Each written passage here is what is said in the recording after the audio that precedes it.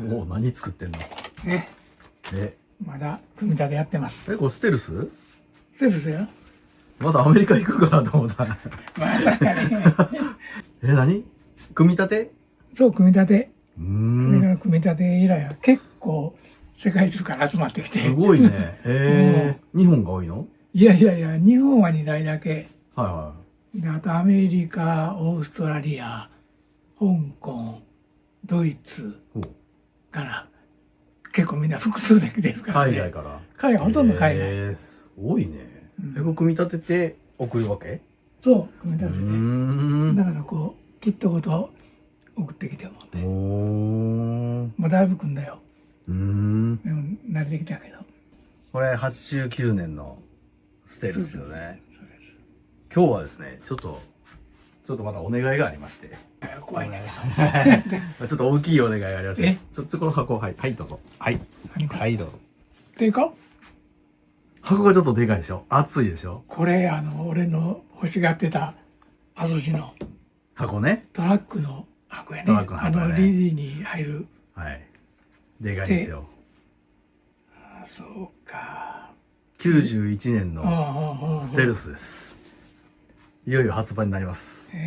もうできたんや。で、中身も。すごいね。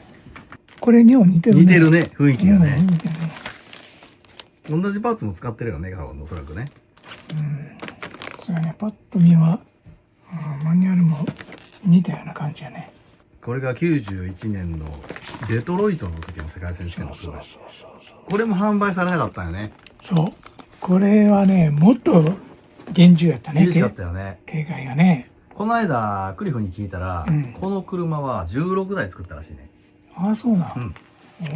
で、89年のステルスは4台やった。そっか。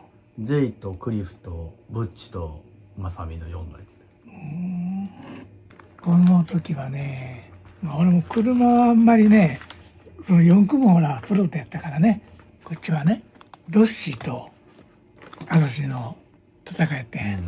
すごかった。テントが2つ、警備員込みのテントやったからね。誰も。相手チームには入らなかったもんね。ロッシーは確かコンテナできたコンテナやね、確かね。ガードマン、プロレスラーやったからね。ああ、ガードマン。このまま記憶あんね。遅いやもうね。発売がもうすぐなんで、それに合わせて、なんかポイント、組み立てポイントみたいなのを紹介してもらえたらなと思って。よく似てるけど、よう見ると結構違うね。アンダーカバーが入ってるの？これな。すごいね。作ったね。作ったんや。ヨコモのあれを切って使ったんやな。流用したよね。そう。これ専用に作ったね。それそれに合わせて。ボディはどうなんやろ、一緒なんやろか。なんか違うよ。ちょっと窓がな。窓枠の大きさ違うね。これもあるしな。もの違うね。違うね。同じものじゃないわ。似てるけど違うね。違う。ここもちょっと上に上がって、これもストレートやん。いや、これも上がってるよ。上がり具合見て。違うよね。ほら。あ、ほんまやね。ちょっと違うね。ちょっと違うね。あ、ほんまやね。多いよね。この時ボディも作ったんや。ウィングも違うね。違う。シャーシーはアルミか。タイヤも違うわな。タイヤも32タイヤと330タイヤ作ったな。これホイールが黒いけど、ドットがあるんや。ホイールドット。こうなるね。でね、ピンクになるね。これね。早速組むか。こうか。ちょっと片付けるわ。ちょっとこれ中断して。あ、悪いね。なんか、せっかく作ってるやりかけたとこやし、まだ。これアメリカ行った時の、あれ向こうでゲットしたやつ。これね、見て。作る。それ使ってんのそれ。使ってんの？時々な。別に明るさが必要ないねんけど。いいやろ？これもそうか。このカップ。これ。そう、それそう。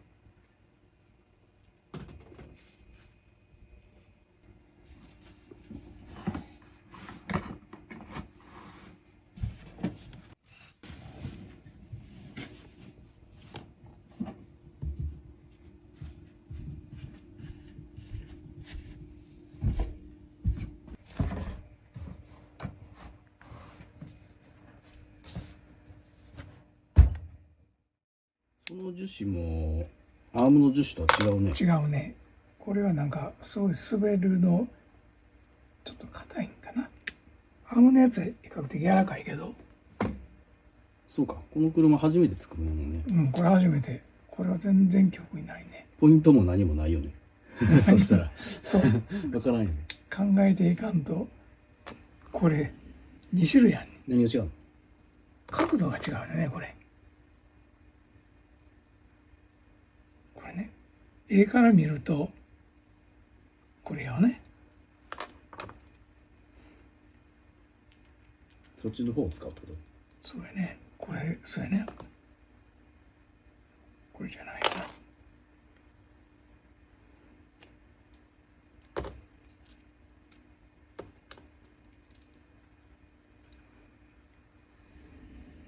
これが下に入ってなんか複雑な形してるね。こんなんやったかな。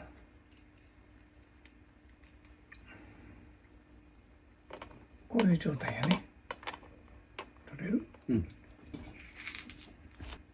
ここからだけネジになってるね。二重ネジ、こことこことね。こうなって、あれサイズが違うと思ったら下で止まんねん。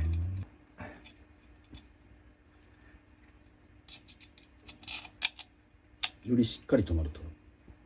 結局ここが細いやつにな。これで。で、これではめるんだけど、こっちの上はないんだよね。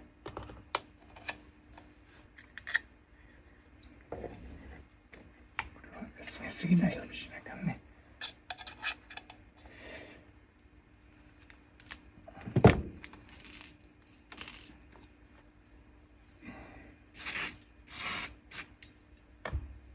まずはショックタワーね。これはなんだ。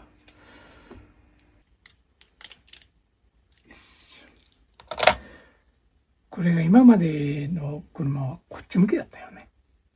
これがこう向けになったよね。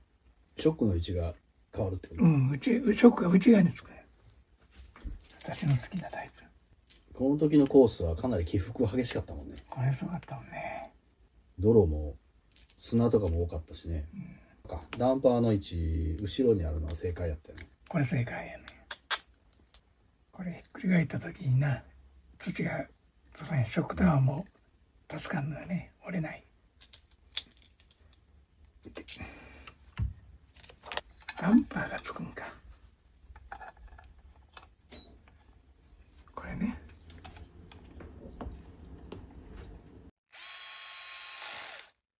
これ4つあるけど、この2つに多分これやね。これは完全にみんな左右があるね。書いてある？書いてない。これ絵見て判断するしかないね。じゃあこっちか。これ穴を合わさんと。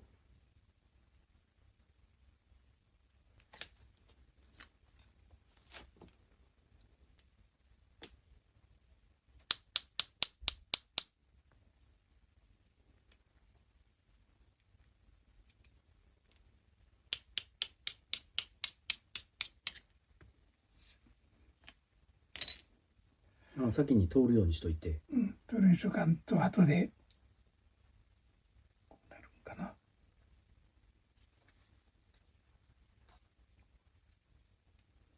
こうやね。工具は買ったけどあんまり良くない。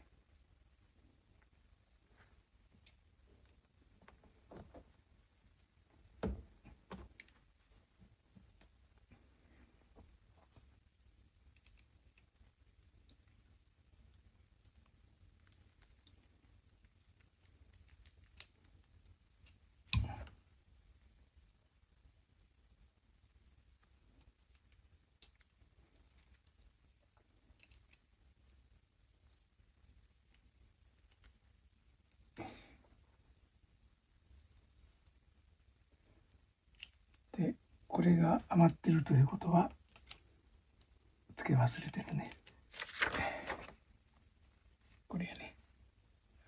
け忘れ。そう。次はアームだけど、これは左右あるかな。フロントそれ。フロント細いね。これはないね。同じもんやね。これってつきそうなとこってどこがないんからな。ような位置はないよな。臭いけど、これも合わへんしな。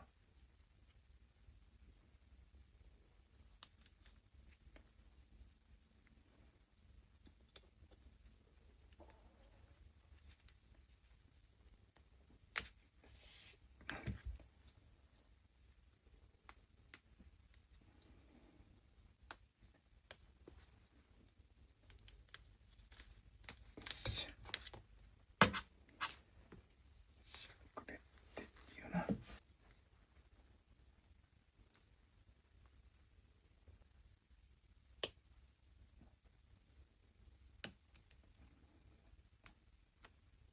ですな。フロントにこれを写真に取り付けたら、一応フロント部は完成になります。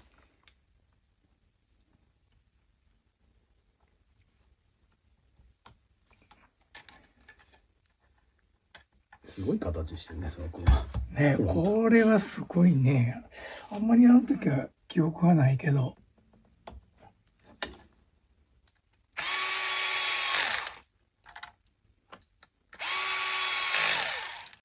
そして、グリースの入れた方から、これをかぶせると。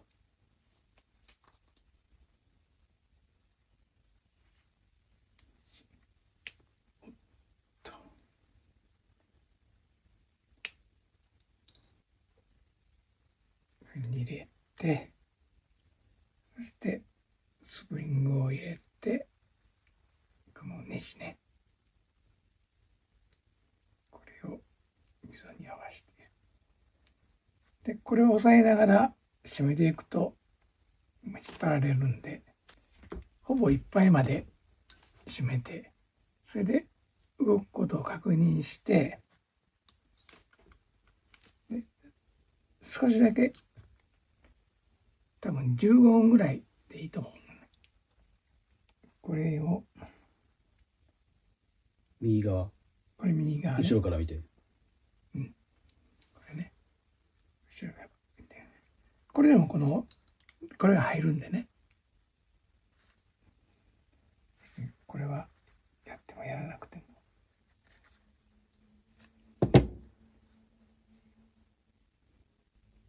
ティッシュを丸めて詰め込んであげます。レース中も？うん、そう。そうするとここに砂が入らないんで、これはこういう状態なんで、こっちが後ろ、こっちが前なんでね。これ間違うと、ちょっとまずいんで。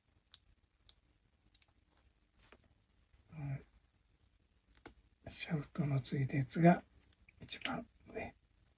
そして、これ。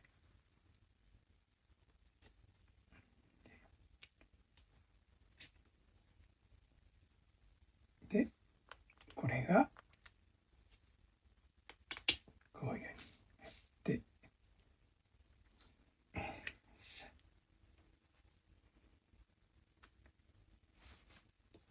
これで、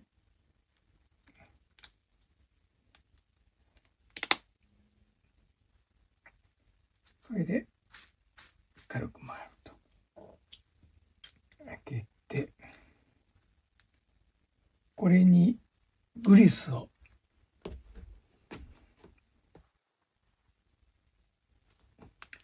こうして適当に塗ってやれば、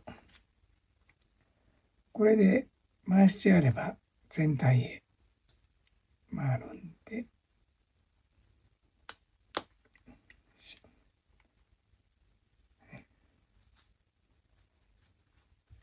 これももう蓋をしと、これ蓋なんでね、これしといたね。よいしょ。で、ここで大事なのは、これスリッパのパスはここにピンがあるんですよね。ピンをね、先にこれつけてしまうと、もう入れられなくなるんだよね。これ割りピンになってるんで、ちょっと端を押さえてやって、脇を細くすると、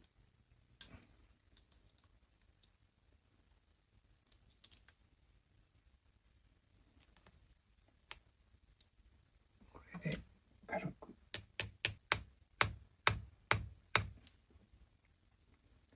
これで左右が同じぐらいになるんだよね。真ん中になるようにして、よいしょ。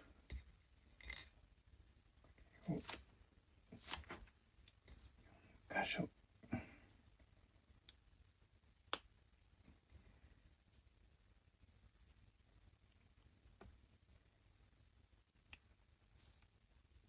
れをしっかり入れて、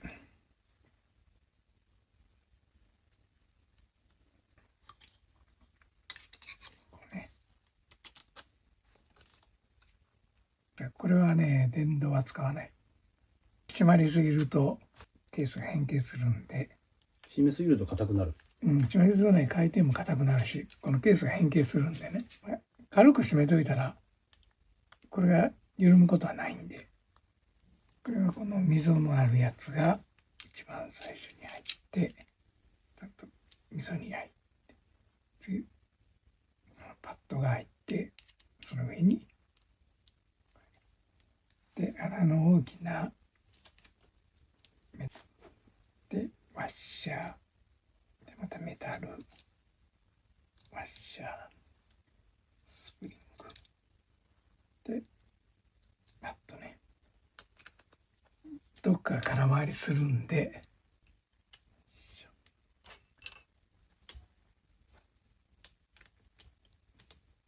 これで、軽く、これはもうスリッパはまた最終的に調整するんでね、これで。81。そう。こっち綺麗な方が何もないんだよね。ガタガタしてる方が、これをしっかりと止めて、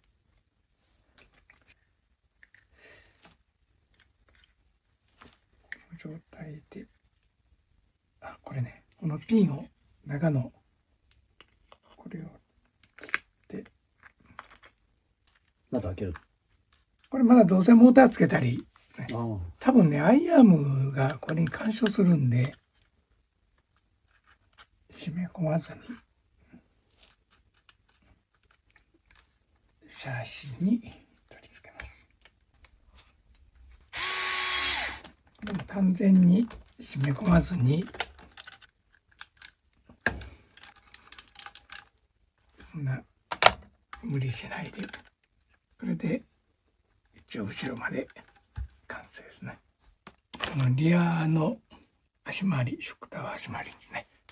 で、ABCDEF までね、もうすぐでね。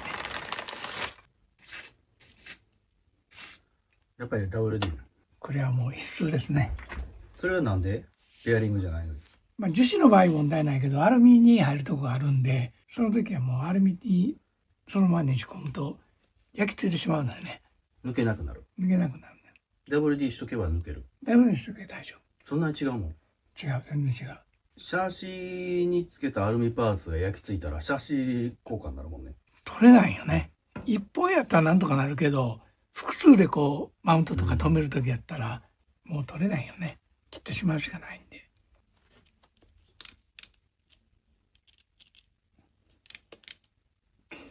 ここに当たって入らないんで。どこに当たるの？このね、肉厚があるから、この隙間に入らないよね。これだと。ミリ？違う、インチ。それインチなの？これインチ。昔のアルシテンかなんかのキットについてたやつ。しかし慣れてるね、この車作るの。これね、もうね、やっぱりね、共通点が多いからね。これはなんか覚えあるな。そこにカーボン使う理由は？まあ見た目やろな。まあこの当時ってカーボンってまだ少なかったからね。高かったもんね、カーボン。高かった、めちゃくちゃ高かっ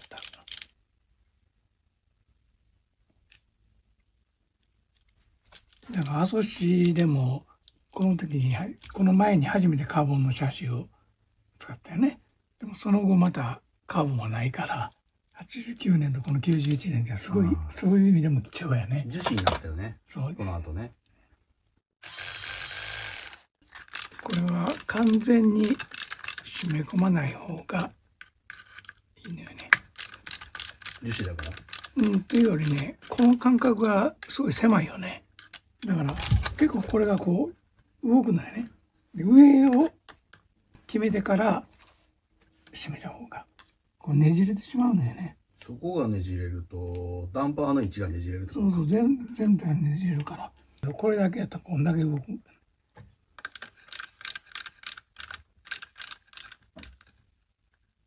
そしてこれをしっかりと締めると。でこの部分は出来上がりと。次は足回りね。これね。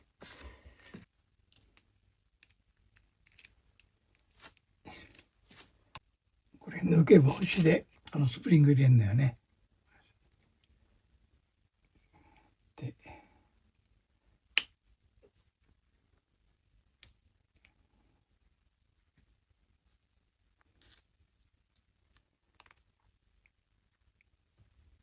ピンを入れますが、このワッシャーを3枚ずつ今度は外に入れるんだよね。これ外に入れるのと中に入れるので1ミリぐらいのオフセットが変わるんでね。オイルとかタイヤによって変えるよね。変えられるっていうこと逆に。変えられる。それぐらいの余裕を持ってるわけ。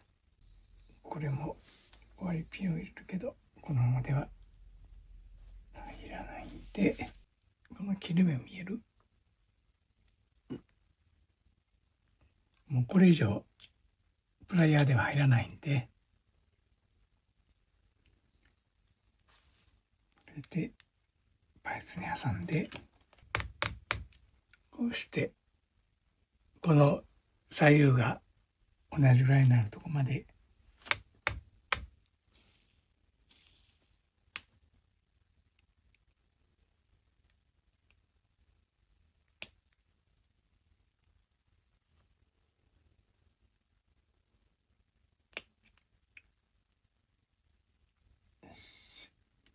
このアームは多分同じものやね。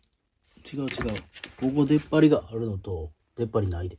ということは左右があります。これがこうやね。前ね。こうよね。はい。そのスペーサーとか何にも入れなくていいの。これはある意味楽やね。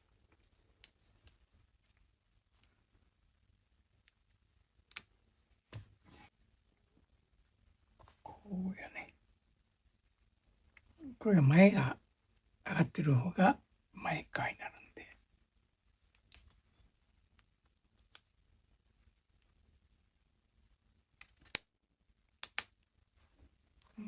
前上がってる方を前って取りたい。これね、こっからこっちが前になるのね。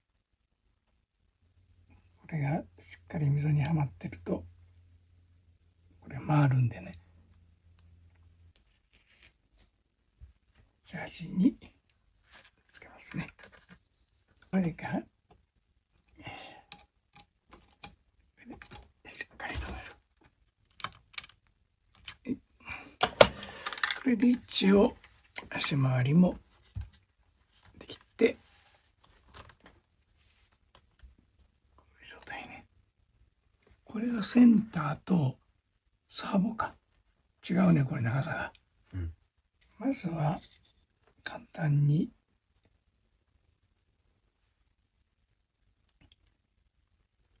だいたいいくつかで同じぐらいに3、4、5回。台は当然逆ネジやからね。反対側。反対が。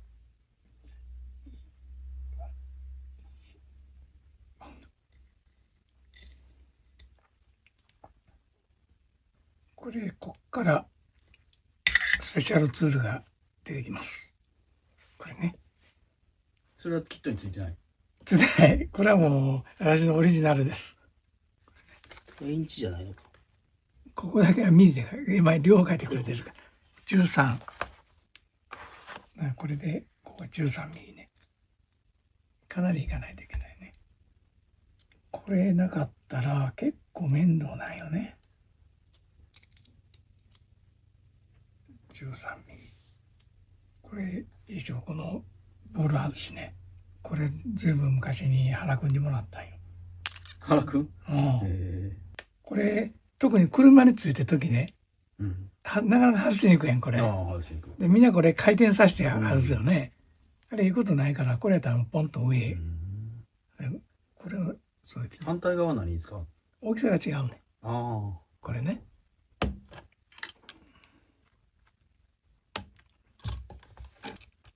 そのターンバックルのそのナットの位置は右でも左でも自分の好きな方に合わせればいい。うん、これも好きな。好みで。うん、好みでね。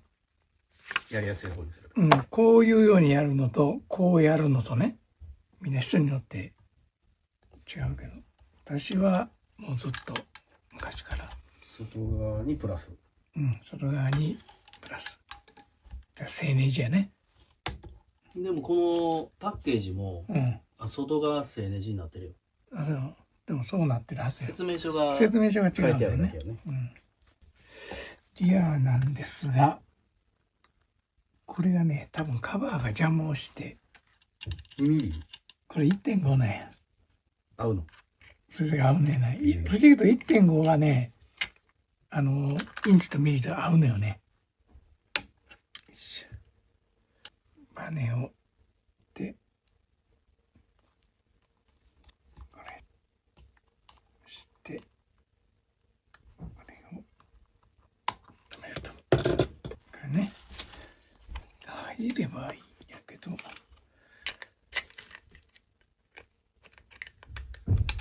お、合うね。あれあれあれ。もういきなり失敗しますね。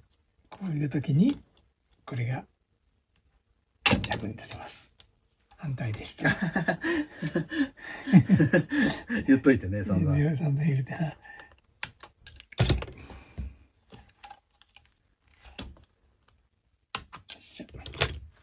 ほぼ完成ね。懐かしいね。カッパーやカッな。パーですやん、これ。いやー、その時、やっぱ車のセットがコースに合わへんかって、電話帳を調べて、バネ作ってたよね。近くの工場でバネ作ろうと思ってバネ作ってたよね。で、僕がたまたま持ってた日本で調子が良かったバネをつけたらすごい良かったよね。そうね、これカッパーね。このカッパーも活躍したね。したね。ねのレプリカやな、それ多分ね。そうそう。ちょっと揺らしちゃうけどね。懐かしいというか。スプリングの効果がでかかったよね。そこも再現してくれて嬉しいね。そうやね。これじゃあこれからダンパーを見ます。こ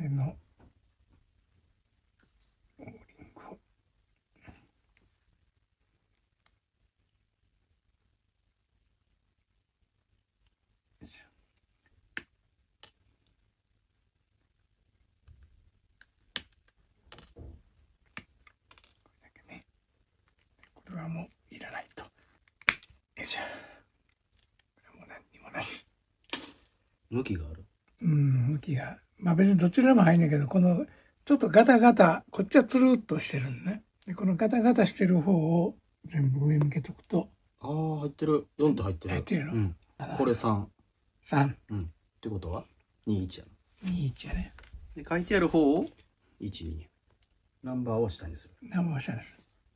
そうすると、こっち入って引っかかるしね、溝に。これ、ワッシャーを入れて、オーリング入れて、カラーを入れて、もう一回ワッシャーと。これでワンセットね。で、これをこのまま入れて、カチッと音がするまで。なんで数字をどっちかにすると引っかかりやすいの？これね、ここにのに上が丸いから入りやすいよね。はいはいはい。で、ここに段があるんで、その段に引っかかってしもうて抜けへんのね。平らの方を引っかかる方にするわけや。そうそうそう。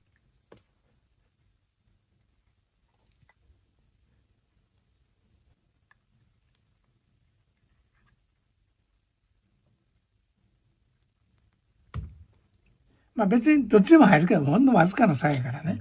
自分はそうしてる。うん、そうですね。数字が入ってる方が角張っているので引っかかる方になる。こうやね。数字を下になるのね。数字を下にするということは後になるから引っかかる方になるね。うん。で、これで、で、ピストンは1がリアで2がフロント。これよく見ると数字がここに入ってるのね。112233なのね。で、1がリアで、この2がフロントね。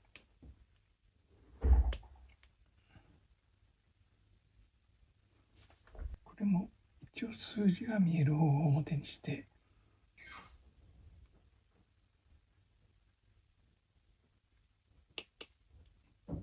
リアは3枚入れる。ちょっとオイルを塗って、こっちから入れて、ちょっとオーリングにオイルが2枚入ってるので、先に逆から。先に逆から入れたので、で、これにオーリングのオイル塗って、こっち入れるとスムースに動くんで、こっちからだけだとね、結構硬いね、これが。で、こっちにもオイル入れてやると、これ、すごく柔らかくなるんで、これが3枚。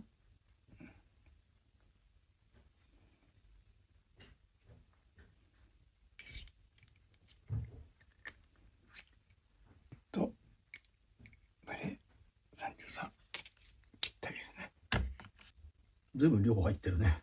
うん。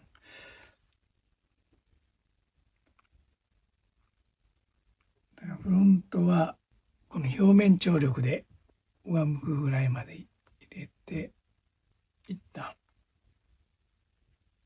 蓋を閉める。そしていくと、ちょっとここまでしか入らないんで、ちょっとオイルが多すぎる。で、少し緩めて、そうすると最後まで入るんで、で余分なオイルが出てくるんで、下げてしっかりとこれでいっぱいまで入る。で、離すとゆっくり戻ってくると。これで OK ですね。リアの場合は口いっぱいぐらいで、盛り上がらなくても、多分このぐらいでいっぱいになるんじゃないかな。ちょっと少ないね。これもう完全に入りきってしまうんで、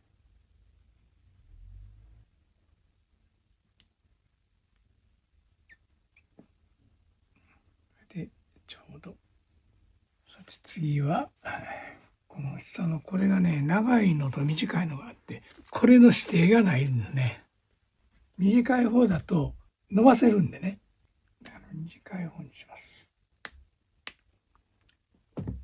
刃がかけた一刃。刃かけた一刃ね。これをネジのギリギリのところで挟みます。で、この刃の厚い部分で止まるんで、その時はこの横ギリギリを掴んで、ネジのいっぱいまで締め込むと。これもね、一応表裏あるんだけどね、どっちからでも入るんだけどね、この周りにスーッと細い線が。そっちから入れると入りやすい。片っぽ穴大きいよね。そっちの方が大きいよね。薄く線が入ってる方が穴が大きくて、そっちから入れると入りやすい。というか穴の大きさ見ても違いがあるよね、それ。でもこの穴の大きさの差って分かりにくい。分かる人少ないと思うけど、スプリングストッパーと、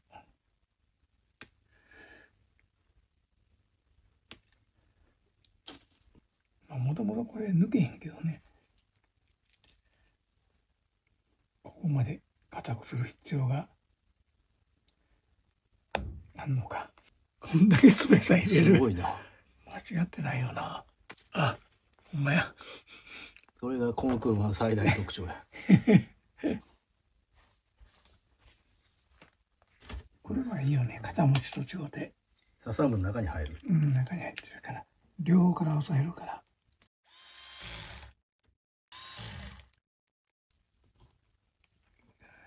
で、フロントは OK。で、リアは一番外に2枚入れて、よいしょ。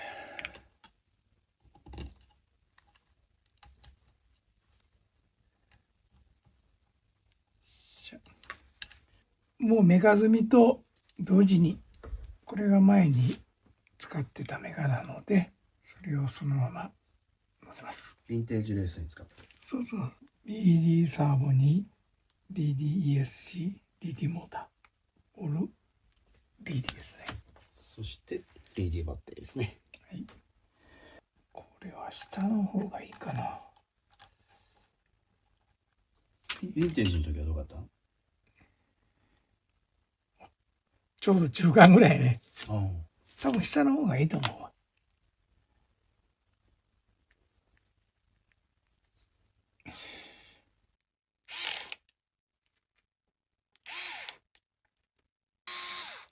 この間に線が通んねああ、そうか。ん。うん。一回外せばいいか。うん。さっきまで覚えてたんやけどな。さっき通さなあかん、通さなあかん。先にアッパーデッキをうんと。通してからつける。そうそうそうそう。で、これを通しておいて、で、これ向き間違うてたらまた、あ、アッパーデッキ向きあるね。あれやろ、うん、だから、他に当たってる。あ、もっと下か。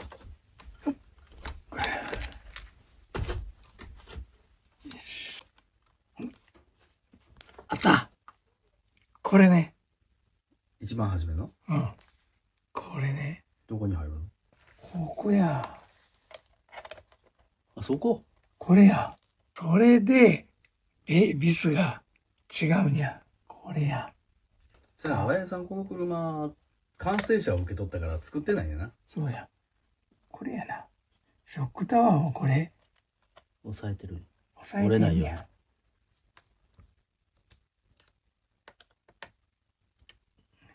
これで、ショックタワーを押さえて、これをこうですると。アッパーデッキを閉める。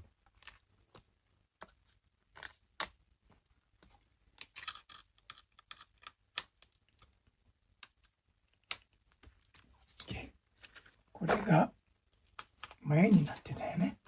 間違えた。マニュアルではこうなってんやけど、実際は前で。どっちでも好きな方につければいいんでしょ。で皿のまま、そのままそのままね。こうね。じゃあウイングですね。ワイヤーもついてるね。うん。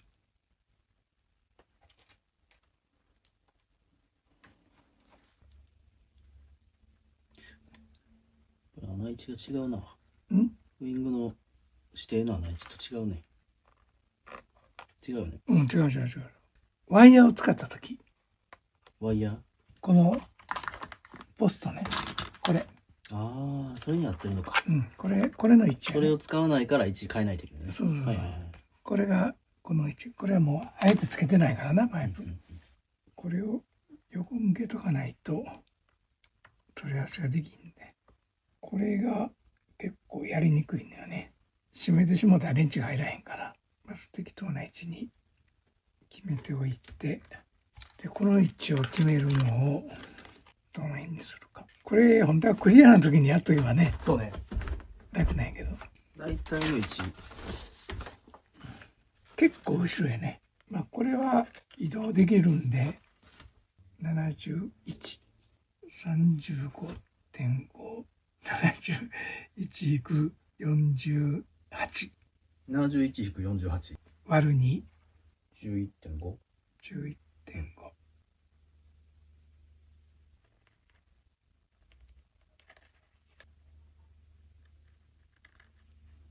71だね。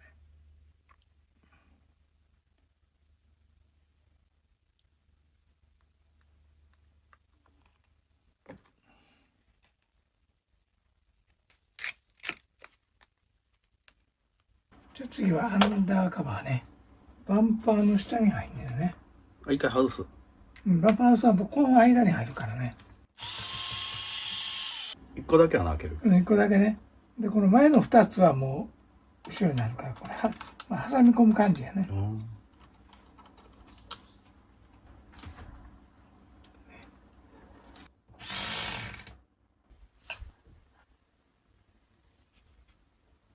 まずこうして、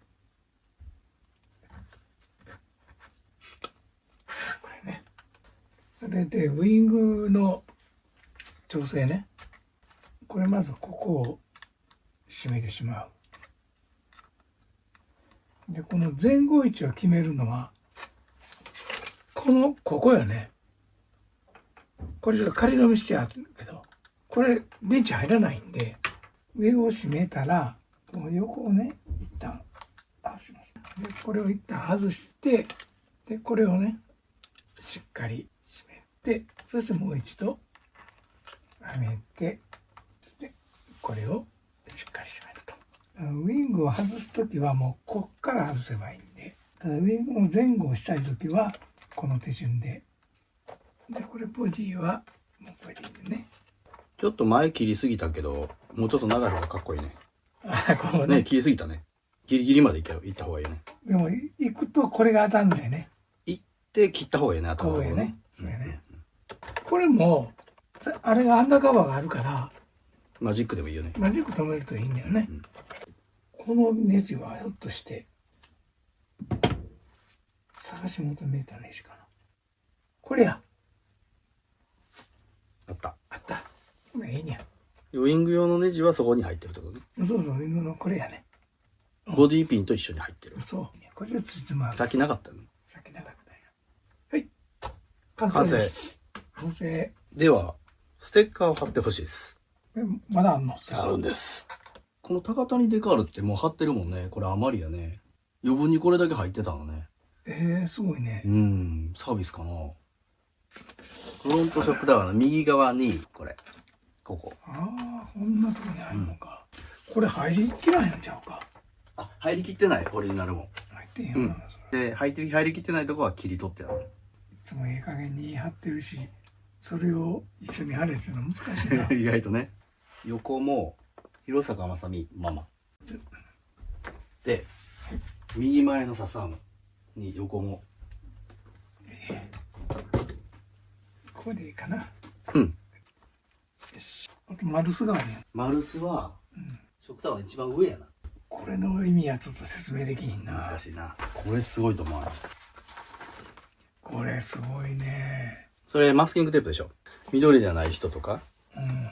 ベースが自分で好きな色塗りたい人はそれ使えばいいの。この横もが余っとんの。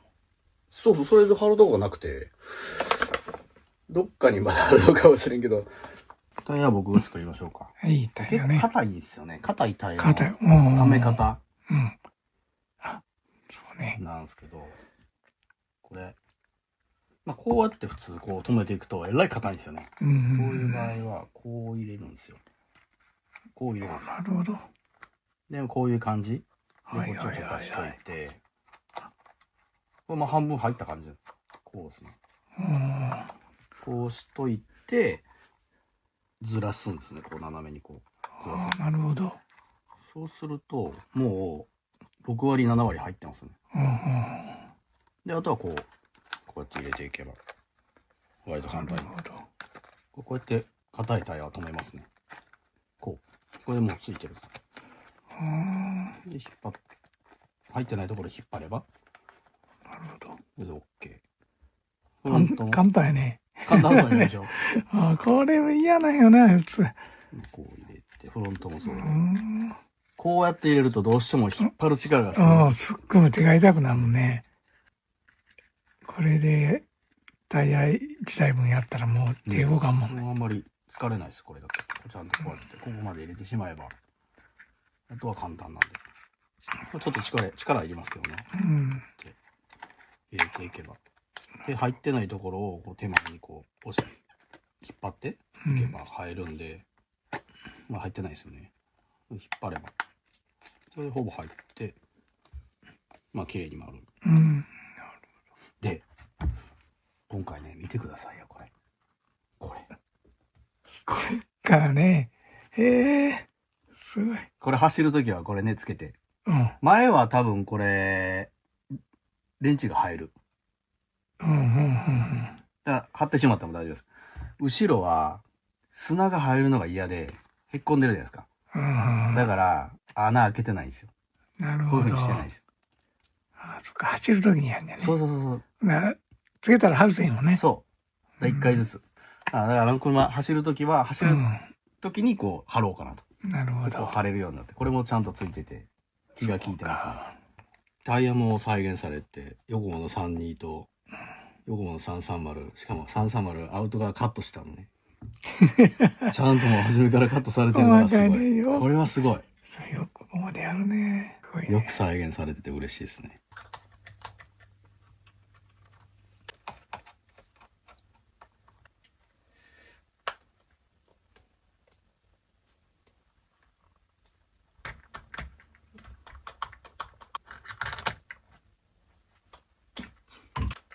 完成です。行くんや。うん。すごいね。長いからね。やっぱりタイヤの位置がすごい下やな。うん。メーカー調整しようか。うん。そうですね。この間のステルスのメーカーその前からそのまま動くと思う。うん。ね、ちょっとスイッチ入れます。入れていいね。はい。入りました。動いた。いけるね。でもそれは何もしなくてもいいな。大丈夫。あとは次走るときセットしましょう、細かくは。そうね。ではちょっと走りに行こうか。うん。シェプダウンで行きましょう。ご視聴いただきありがとうございました。